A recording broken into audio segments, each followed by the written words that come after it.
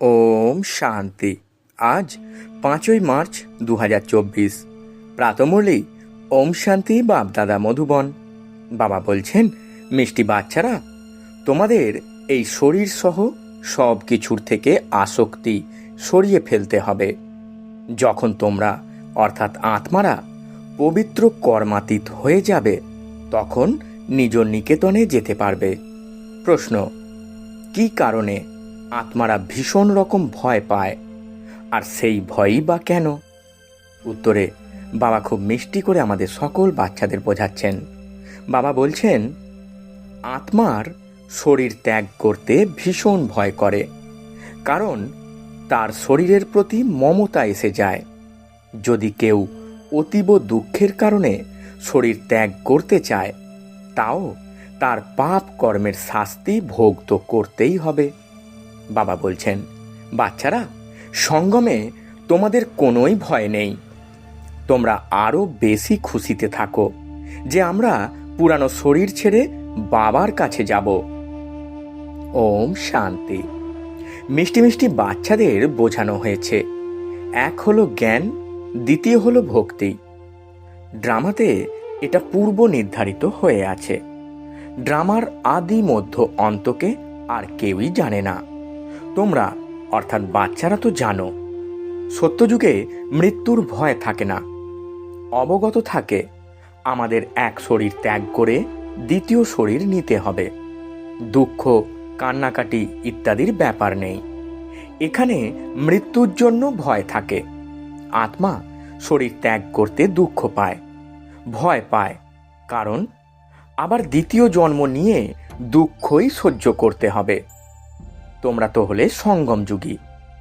বাচ্চারা, তোমাদের বাবা বুঝিয়েছেন এখন ফিরে যেতে হবে। কোথায়? গৃহে। সেটাই হলো ভগবানের গৃহ। এটা কোনো গৃহ নয়। যেখানে ভগবান আর তোমরা এই বাচ্চারূপী আত্মারা থাকো, তাকেই গৃহ বলা হয়। সেখানে এই শরীর থাকে না।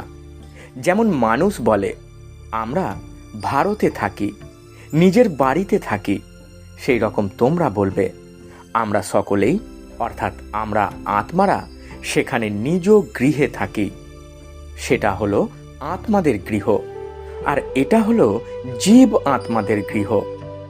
ওটাকে বলা হয় মুক্তিধাম।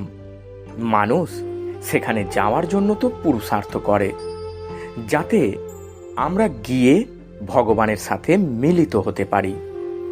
ভগবানের সাথে মিলিত হওয়ার জন্য অত্যন্ত খুশি হওয়ার কথা।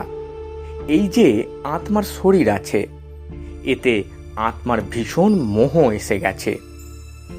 সেই জন্য সামান্য অসুখ বিসুখ করলেই ভয় করে এই শরীর যেন না ছেড়ে যায়। অজ্ঞানকালেও ভয় থাকে। এই সময় অর্থাৎ কিনা সঙ্গম যুগে তোমরা জানো এখন ফিরে যেতে হবে বাবার কাছে। ভয়ের ব্যাপারই নেই। বাবা খুব সুন্দর যুক্তি বলেছেন। পতিত আত্মারা তো আমার কাছে মুক্তিধামে আসতে পারবে না। ওটা হলোই পবিত্র আত্মাদের গৃহ। এটা হলো মানুষের গৃহ। এখানে শরীর তৈরি হয় পঞ্চতত্ত্বের দ্বারা। তাই পঞ্চতত্ত্ব এখানে থাকার জন্য আকর্ষণ করতে থাকে। আকাশ, জল, বায়ু, মৃত্তিকা, অগ্নি। ওখানে মানে মূল বতনে এই তত্ত্ব নেই। এসব হলো বিচার সাগর মন্থন করার যুক্তি। আত্মা এই প্রপার্টি নিয়ে নিয়েছে, সেই জন্য শরীরের প্রতি মমতা এসে গেছে। তা না হলে তো আমরা আত্মারা হলাম ওখানে থাকারই। এখন আবার পুরুষার্থ করে ওখানে যাওয়ার জন্য। যখন তোমরা পবিত্র আত্মা হয়ে যাও, তখন আবার তোমাদের সুখ প্রাপ্ত হয়। দুঃখের কোনো ব্যাপারই নেই। এই সময় হলোই দুঃখধাম। তাই এই 5 তত্ত্ব আকর্ষণ করতে থাকে উপর থেকে নিচে এসে পার্ট প্লে করার জন্য। প্রকৃতির আধার তো অবশ্যই নিতে হবে, না হলে তো খেলা চলবে না। এই খেলা দুঃখ আর সুখের তৈরি। যখন তোমরা সুখে থাকো, তখন এই 5 তত্ত্বের তৈরি। শরীরের উপরে কোনো আসক্তি থাকে না, ওখানে তো পবিত্র থাকে। শরীরের প্রতি এত মমতা থাকে না, এই 5 তত্ত্বের আসক্তিও ছেড়ে দেয়। আমরা পবিত্র হই, সেখানে আবার শরীরও যোগ বলের দ্বারা তৈরি হয়। সেই কারণে মায়া আকর্ষণ করে না। আমাদের সেই শরীর যোগ বলের দ্বারা নির্মিত বলে দুঃখ হয় না। কীরকম ওয়ান্ডারফুল ড্রামা তৈরি হয়ে রয়েছে, এটাও অনেক সূক্ষ্মভাবে বোঝার ব্যাপার। যে খুব বুদ্ধিমান আর সার্ভিসে তৎপর থাকে সেই ভালোভাবে বুঝতে পারে। বাবা বলেছেন, ধন দান করলে ধন হ্রাস পায় না। দান করতে থাকলে ধারণাও হবে, নয়তো ধারণা হওয়া মুশকিল। এরকম মনে করো না যে লিখলে ধারণা হয়ে যাবে। তবে হ্যাঁ, কারোর কল্যাণের জন্য লিখে পয়েন্টস পাঠিয়ে দিলে সেটা আলাদা ব্যাপার, নিজের তো কাজে আসে না। কেউ আবার কাগজে লিখে ফালতু মনে করে ফেলে দেয়। এটাও মনে মনে বুঝতে হবে, আমি যে লিখছি সেটা আবার কাজে আসবে, লিখে ফেলে দিলে তাতে কি লাভ? এটাও আত্মা যেন নিজেকে ঠকায়। এটা তো ধারণা করার জিনিস। সামান্য কিছুও মনে রাখতে না পারলে বাবা লিখে রাখতেন। বাবা তো রোজই বোঝাতে থাকেন, সর্বপ্রথম তোমাদের বাবার সাথে কানেকশন হয়। বাবাকে স্মরণ করলেই তোমাদের আত্মা পবিত্র হয়ে যাবে। আবার ওখানেও তোমরা পবিত্র থাকো। আত্মা আর শরীর দুটোই পবিত্র থাকে। আবার সেই শক্তি মানে পবিত্রতার বল নিঃশেষ হয়ে গেলে পঞ্চতত্ত্বের শক্তি আত্মাকে আকর্ষণ করে। আত্মার গৃহে ফিরে যাওয়ার জন্য শরীরকে ছেড়ে দিতে মন চায়। তোমরা পবিত্র হয়ে শরীর ওই রকমভাবে সহজেই ত্যাগ করবে, যেমন মাখন থেকে একটা চুলকে টেনে বের করা যায়। বাবা বলছেন, বাচ্চারা, তোমাদের সমস্ত জিনিসের প্রতি, এমনকি নিজের শরীরের প্রতিও আসক্তি ত্যাগ করতে হবে। আমরা আত্মারা বিনা শরীরেই এসেছিলাম, আমরা পিওর ছিলাম। এই দুনিয়ার সাথে মমতা ছিল না। ওখানে শরীর ত্যাগ করলে কেউ কাঁদে না, কোনো কষ্ট বা অসুখ নেই, শরীরের প্রতি আসক্তি নেই। যেরকম আত্মা পার্ট প্লে করে, এক শরীর বৃদ্ধ হলে তখন আবার দ্বিতীয় শরীর ধারণ করে নিজের পার্ট প্লে করার জন্য। ওখানে তো রাবণ রাজ্যই নেই। তবে এই সময় বাবার কাছে যেতে হৃদয় চায়। বাবা বলেন, আমাকে স্মরণ করো, এই জ্ঞান তোমাদের বুদ্ধিতে আছে। বাবা বলেন, পবিত্র হয়ে আমার কাছে আসতে হবে। এখন সবাই পতিত, সেই কারণে 5 তত্ত্বের পুতুলের উপরে মোহ এসে যায়। একে ত্যাগ করতে মন চায় না, নইলে তো বিবেক বলে শরীর চলে গেলে আমরা বাবার কাছে চলে যাব।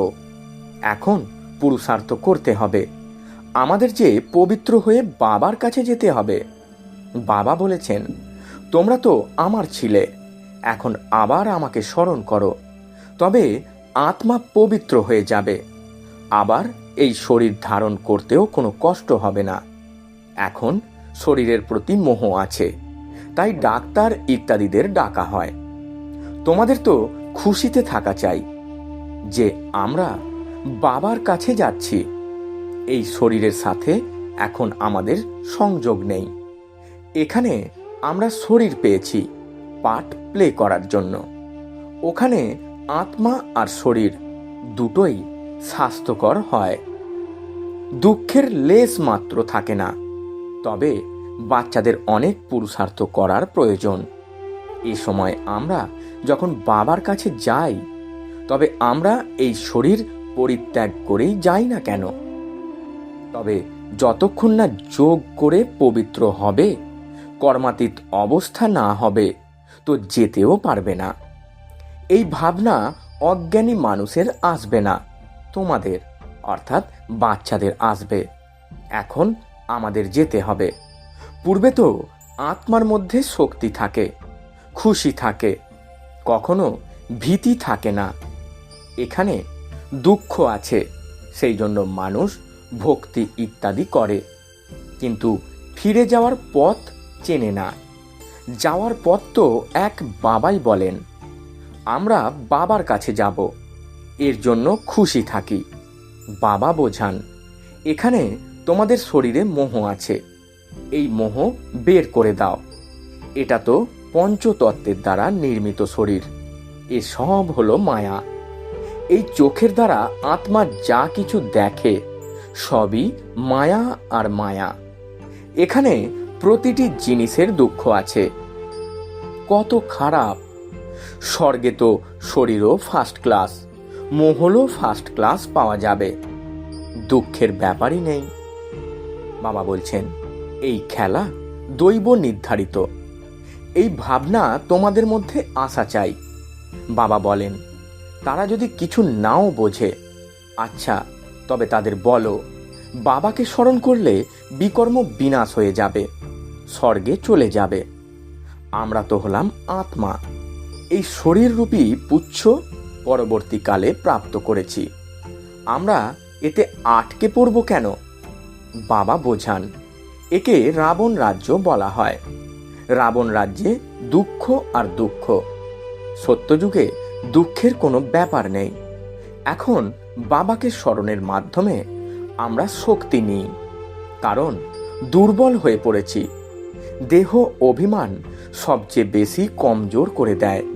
তাই বাবা বোঝান, এই ডামা পূর্বের নির্ধারিত, এটা থেমে যেতে পারে না। মোক্ষ ইত্যাদির কোনো ব্যাপারই নেই, এটা তো পূর্ব নির্ধারিত ড্রামা। বলা হয়ে থাকে, চিন্তা কেন করো, যা হওয়ার তা তো হবেই, যা পাস্ট হয়ে গেছে সেটা আবার হবেই, চিন্তার কোনো ব্যাপার নেই। সত্যযুগে খারাপ কিছু হয় না, এখানে চিন্তা লেগেই আছে। বাবা বলেন, এটা তো হলো ড্রামা। বাবা তো পথ বলেই দিয়েছেন, এই রকম ভাবে তোমরা আমার কাছে পৌঁছে যাবে। মাখন থেকে চুল বের হয়ে যাবে, মানে শরীর থেকে আত্মা সহজেই বেরিয়ে যাবে। শুধুমাত্র তোমরা আমাকে স্মরণ করলে আত্মা পবিত্র হয়ে যাবে। পবিত্র হওয়ার আর অন্য কোনো যুক্তি নেই। এখন তোমরা মনে করো আমরা রাবণ রাজ্যে বসে আছি, ওটা মানে সত্যযুগ হলো ঈশ্বরীয় রাজ্য। এই খেলা ঈশ্বরীয় রাজ্য আর রাবণ রাজ্যের। ঈশ্বর কিভাবে এসে স্থাপনা করেন এটা কারোর জানা নেই। বাবাকেই জ্ঞানের সাগর বলা হয়, তিনি এসেই সমস্ত কিছু বোধগম্য করান। এখন তোমরা সমস্ত জ্ঞান বুঝেছ, পরে এই সমস্ত জ্ঞান ভুলে যাবে। যে পড়াশোনার দ্বারা আমরা এই পদ প্রাপ্ত করি, এ সবই ভুলে যাই। স্বর্গে গেল আর এই নলেজ গুপ্ত হয়ে যায়। ভগবান মুকুটধারী কিভাবে বানিয়েছেন তারাই সে কথা জানে না। যদি তারাই না জানে, তো শাস্ত্র ইত্যাদি যারা পড়ে তারা কি করে জানবে? এমনকি এই নলেজ তাদের স্পর্শও করবে না। তোমরা এখানে এসে শোনো, তাই শীঘ্রই এই জ্ঞান তোমাদের স্পর্শ করে। এসব হলো গুপ্ত। বাবা বাচ্চাদেরকে শোনান। কি দেখতে পাওয়া যাবে? আত্মাকে কি দেখেছো? বুঝতে পারা যায় আত্মা আছে, দিব্য দৃষ্টির দ্বারা দেখতে পাওয়া যেতে পারে। বাবা বলেন, দেখলে কি বুঝবে? আত্মা তো হলো ছোট বিন্দু, আত্মারা সংখ্যায় অনেক। 10-20টি আত্মার সাক্ষাৎকারও তোমরা করবে, একটাতে তো কিছু বোঝা যাবে না, বুঝতেই পারবে না। অনেকেরই সাক্ষাৎকার হয়, কি করে বুঝবে আত্মা না পরমাত্মা? এর পার্থক্য বোঝা যায় না। বসে বসে ছোট ছোট আত্মাদের দেখা যায়, এ কি আর বুঝতে পারা যায় আত্মা না পরমাত্মা? বাবা বলছেন, এখন তোমরা জানো এত ছোট আত্মাতে কত শক্তি। আত্মা হলো মালিক, এক শরীর ছেড়ে দ্বিতীয় শরীরে প্রবেশ করে ভূমিকা পালন করবে বলে। প্রকৃতি কত বিস্ময়কর। শরীর অসুস্থ হয়ে পড়ে, বা কেউ নিঃস্ব হয়ে পড়লে মনে করে এর থেকে তো ভালো শরীর ছেড়ে দেওয়া। আত্মা বের হয়ে গেলে দুঃখ থেকে মুক্তি পাবে, কিন্তু পাপের বোঝা তো মাথার উপরে, সেটা কিভাবে মুক্ত হবে? তোমরা পুরুষার্থ করোই যাতে স্মরণের দ্বারা পাপ বিনাশ হয়ে যায়। রাবণের কারণে অনেক পাপ হয়েছে, যার থেকে মুক্ত হওয়ার পথ বাবা বলে দিচ্ছেন। তিনি বলেন, শুধুমাত্র আমাকে স্মরণ করতে থাকো। স্মরণ করতে করতে শরীর ত্যাগ হয়ে যাবে, তোমাদের পাপ ইত্যাদি সব শেষ হয়ে যাবে। স্মরণ করাটাও মাসির বাড়ি যাওয়ার মতো সহজ ব্যাপার নয়। আমাকে স্মরণ করতে গেলে মায়া তোমাদের খুবই উৎপীড়ন করে, বারে বারে আমাকে ভুলিয়ে দেয়। ব্রহ্মা বাবা তার অনুভব শোনান। আমি অনেক চেষ্টা করি, তবুও মায়া আমার স্মরণে বাধা সৃষ্টি করে। দুজনে একসাথে থাকার সত্ত্বেও, একত্রিত থেকেও বারে বারে তাঁকে ভুলে যাই। এটা খুব কঠিন। বারংবার এটা সেটা বা অমুকের কথা এসব স্মরণ হয়। তোমরা তো খুব ভালো পুরুষার্থ করছো। কেউ আবার বড় বড় গল্প শোনায়, 10-15 দিন চার্ট লেখে, তারপর ছেড়ে দেয়। এর জন্য খুব সতর্কতা রাখতে হয়। বোঝাই যায় যখন তোমরা সম্পূর্ণ পবিত্র হয়ে যাবে, কর্মাতীত অবস্থায় পৌঁছাবে, তখন তোমরা জিতবে। এটা তো হলো ঈশ্বরীয় লটারি, বাবাকে স্মরণ করা। এ হলো স্মরণের যোগসূত্র। এটা বুদ্ধি দ্বারা বুঝে নেওয়ার ব্যাপার। যদিও বা কেউ বলে আমরা বাবাকে স্মরণ করি, কিন্তু বাবা বলেন তাকে কিভাবে স্মরণ করতে হয় তাই জানে না। এক্ষেত্রে পদ প্রাপ্তিরও পার্থক্য এসে যায়। কিভাবে রাজ্য স্থাপন হয়েছে? তোমরা অনেকবার রাজত্ব প্রাপ্ত করেছ, আবার হারিয়েছ। বাবা প্রত্যেক 5000 বছর পরে আসেন এবং আমাদের পড়ান। আবার রাবণ রাজ্যে তোমরা পাপের পথে মানে বাম মার্গে চলে যাও। যারা দেবতা ছিল তারাই আবার পাপের পথে নামতে থাকে। তাই বাবা অনেক অন্তর্নিহিত কথা বোঝান বাবাকে স্মরণ করার জন্য। এটা তো খুব সহজ। শরীর ত্যাগ করে বাবার কাছে চলে যাবে। আমাকে জানলে তবে যোগ বলের দ্বারা বিকর্ম বিনাশ হবে। সেটা তো শেষের দিকেই হবে, কিন্তু কেউই ফিরে আসে না। যে যা কিছুই করুক না কেন, যথার্থ যোগ তো আমি এসেই শেখাই। আবার অর্ধকল্প যোগ বল চলতে থাকে। সেখানে তো অপরিসীম সুখ ভোগ করো। ভক্তিমার্গে মানুষ কি কি সব করতে থাকে। বাবা যখন এসে জ্ঞান দিতে থাকেন, তখন আবার ভক্তি হয় না। জ্ঞানের আলোকে দিন হয়ে গেছে, এবার কোনো কষ্টই নেই। ভক্তি হলো রাত ঠক্কর খাওয়ার, ওখানে তো দুঃখের ব্যাপারই নেই। এই সব কথায় যারা এখানকার স্যাপলিং মানে চারা গাছ হবে, তাদের বুদ্ধিতেই বসবে। এটা খুব সূক্ষ্ম ব্যাপার, ওয়ান্ডারফুল জ্ঞান, যেটা কিনা বাবা ব্যতীত আর কেউই বোঝাতে পারে না। বুঝতে পারার মতো খুব কমই আছে। ড্রামাতে এটা পূর্ব নির্ধারিত, তার কোনো কিছুই অন্যথা হয় না। মানুষ তো মনে করে পরমাত্মা কি না করতে পারে, কিন্তু ভগবান তো আসেনি একবার, এসে তোমাদের স্বর্গের পথ বলে দেন। বাবা বলছেন, এখন বাচ্চারা তোমাদের বুদ্ধি কত বিশাল হয়ে গেছে। এই দুইজন একত্রিত আছেন। ব্রহ্মা কাউকে দেখলে মনে করেন তাকে শান্তির দান দিতে হবে। কাউকে দেখলে বোঝা যায় সে আমাদের ঘরানার কিনা। সেবার যোগ্য বাচ্চাদেরও কাজ হলো তাদের নাড়ি দেখা। যদি আমাদের কুলের হয় তবে শান্ত হয়ে যাবে। আচ্ছা, মিষ্টি মিষ্টি হারানিধি বাচ্চাদের প্রতি মাতা পিতা বাপদাদার স্মরণে স্নেহ সুমন আর সুপ্রভাত। আত্মাদের পিতা তার আত্মারূপী বাচ্চাদেরকে জানাচ্ছেন নমস্কার। আমরা আত্মারূপী বাচ্চারা আমাদের আত্মারূপী মাতা পিতা বাপ দাদাকে জানাই স্মরণে স্নেহ সুমন আর সুপ্রভাত। এবং শত কোটি নমস্কার। ধারণার জন্য মুখ্য সার। প্রথম পয়েন্ট, পবিত্র হয়ে বাবার সাথে গৃহে যাওয়ার জন্য এই পঞ্চতত্ত্বের পুতুলের প্রতি মোহ রাখতে নেই। শরীর ত্যাগ করার ভীতি সরিয়ে ফেলতে হবে। দ্বিতীয় পয়েন্ট, স্মরণের যাত্রার চার্ট খুব মনোযোগ দিয়ে বাড়াতে থাকতে হবে। যোগ বলের দ্বারা আত্মাকে পবিত্র করে কর্মাতীত হয়ে ঈশ্বরীয় লটারিকে জিতে নিতে হবে। বরদান, সিদ্ধিকে স্বীকার করার পরিবর্তে সিদ্ধির প্রত্যক্ষ প্রমাণ দেখানো শক্তিশালী আত্মা ভব। ব্যাখ্যায় বাবা বলছেন, এখন তোমাদের সকলের সিদ্ধির প্রত্যক্ষ স্বরূপ দেখা যাবে। কোনো বিগড়ে যাওয়া কাজও তোমাদের দৃষ্টির দ্বারা, তোমাদের সহযোগের দ্বারা সহজেই সমাধান হবে। কোনো সিদ্ধির রূপে তোমরা এটা বলবে না যে হ্যাঁ এটা হয়ে যাবে, কিন্তু তোমাদের ডাইরেকশন সত্যই সিদ্ধি প্রাপ্ত করাতে থাকবে। তবেই প্রজা দ্রুত তৈরি হবে। সব দিক থেকে মন বুদ্ধি সরিয়ে নিয়ে তোমাদের কাছে আসবে। এই সিদ্ধির পাঠ এখন চলবে, কিন্তু তার আগে এতটা শক্তিশালী হও যে সিদ্ধিকে স্বীকার করবে না, তবে প্রত্যক্ষতা হবে।